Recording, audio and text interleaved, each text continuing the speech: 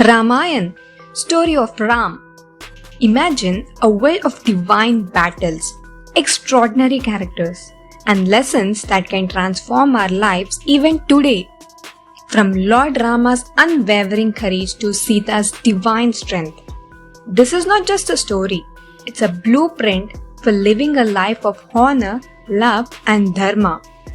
We all know bits and pieces of Ramayan, like Sita being kidnapped by Ravana, celebrating Dasara as Rama's victory over Ravana, celebrating Diwali as Ram's return to Ayodhya, and also we may remember some scenes from movies or TV serials or comic books. But do you know there is no Lakshmana Rekha scene in original Ramayan which was written by Valmiki? Valmiki wrote Ramayan soon after Rama's return from Lanka and was later retold by Kalidas, Tulsidas and many more. So today, we are diving into one of the most powerful and timeless epics of all the times, the original Valmiki Ramayan. Are you ready to journey into the mystic world of Ramayan? Let's unravel the magic, the wisdom and the untold mysteries together. Valmiki Ramayan starts with a conversation between Valmiki and sage Narada. Valmiki asked Narada, who in today's world is Maryada Purushottam, meaning a perfect man or the person who follows the highest standards of righteousness. Who in this world is truthful, selfless, compassionate and brave? Narada said about Rama, the king of Ayodhya. He also mentions many more qualities of Lord Rama. Narada also mentions his physical appearance. If you are curious how Lord Rama looks, here are some hints. He has broad shoulders, lengthy hands till the knees, high cheekbones. Now let's dive into the story where it all began, in the greatest city of the world, Ayodhya. In that best city of Ayodhya, everyone is a scholar. People are satisfied with their own riches. They have no greed. None can see a lustful person or a cruel one anywhere in that Ayodhya. Ayodhya was compared to Amaravati, the capital city of Indralok or Devalok or heaven. This city is well protected by the king from Ishwaku dynasty. He is Dasharatha. Dasharatha was well versed in Vedas. He performed many Vedic rituals. He is a saint-like kingly sage. He conquered all his senses. He is renowned in all the three worlds, a mighty one. King Dasharatha didn't allow Sonic archery in Ayodhya. Sonic archery is when an archer kills by listening to the sound of the target.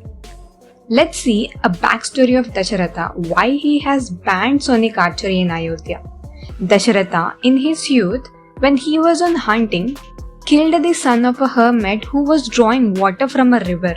That son of a sage dipped his pot in the water.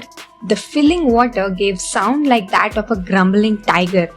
Dasharatha mistook that sound to be a tiger's grumble and swung his arrow that way, killing the boy. Thereby, the father of a boy, being a sage, cursed Dasharatha to die lamenting for his son.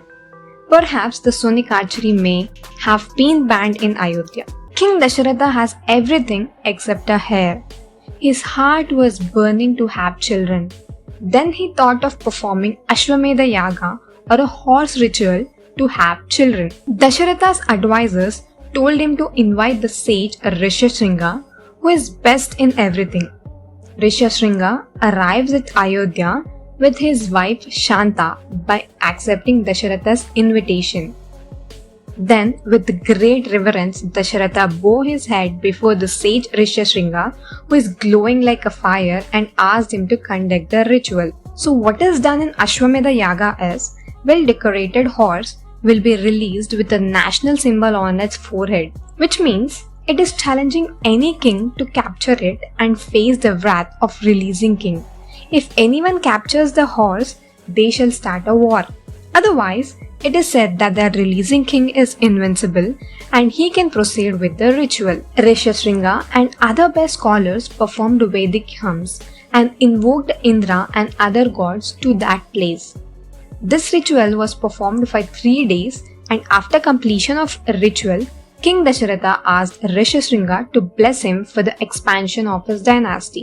Then Rishishringa blessed, "O king, there will be 4 sons to you that ennoble your dynasty. For that, you need to do Putrakameshti ritual by offering obligations into scared fire."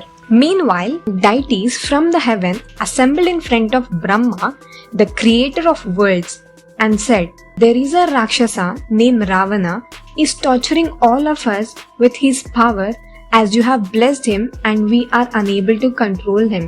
As Brahma has given a boon to him by appreciating his great tapas, so now please give us a solution to eliminate him." Then Brahma thought and said, "Ravana said while seeking the boon that I shall not be killed by Gandharvas, Yakshas or gods or by the other demons. And he didn't mention anything about humans, so we have a chance of eliminating him." Lord Vishnu appeared and then all the gods requested him to be born and eliminate Ravana. Then Lord Vishnu agrees and said, "I will incarnate as human along with my main ingredients, conch shell, disc, Sheshnak." Lord Vishnu selected Dasharatha as his father. As Dasharatha is performing the Vedic ritual Putrakameshti, a deity called Prajapatya Purusha arises from the sacrificial fire to give a golden vessel of divine desert to Dasharatha for distributing among his queens to get his heirs. The king then gave half of desert to Queen Kausalya, and he gave half of half, that is 1/4 to Queen Sumitra. And to Kaikeyi he gave half of remaining half, that is 1/8. Then, thinking for a while, gave the remaining, that is 1/8 portion again to Queen Sumitra. Thus, the king distributed the desert to his wives differently.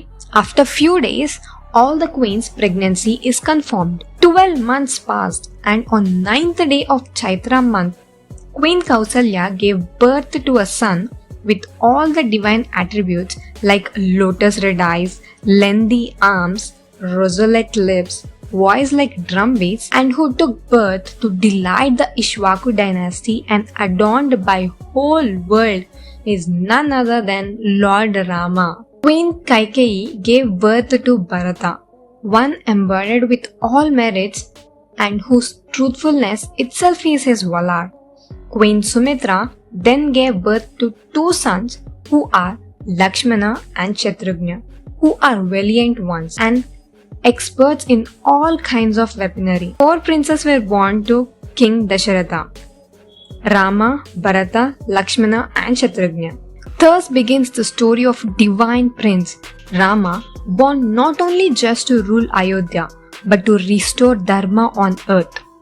In the next episode, we will witness Rama's early life, his first step towards becoming a warrior, and arrival of sage Vishwamitra that changes the course. If you enjoy this divine journey, don't forget to like, subscribe and share this epic.